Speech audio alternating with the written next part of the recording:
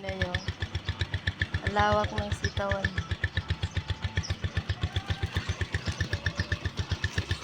Ang dami yung tanim mo.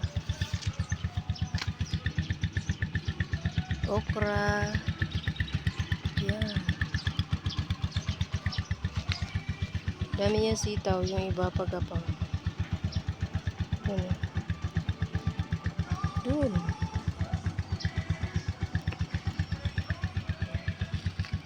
Ang galing niya magtanim, no? Siya lang mag-isa, nalinis niya yun.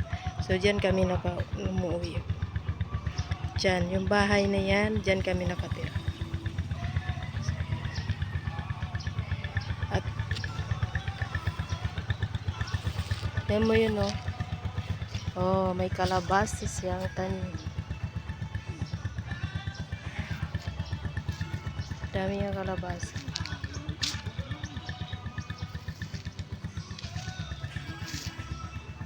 Hanggang din yan.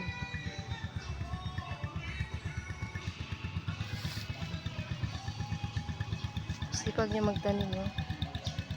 May malalaki. So, ayan yung mayari yung matanda. Yun.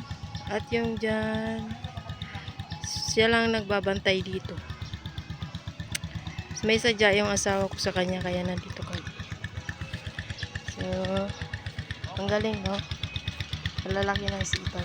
Tiyaga lang talaga pag nagtatanim ka kasi para mabuhay. So, depende kung anong sitaw yan. Kung sitaw na yung mahaba, yung sitaw na yung maiksi. Yung tinatawag na sitaw turo. Parang ganun.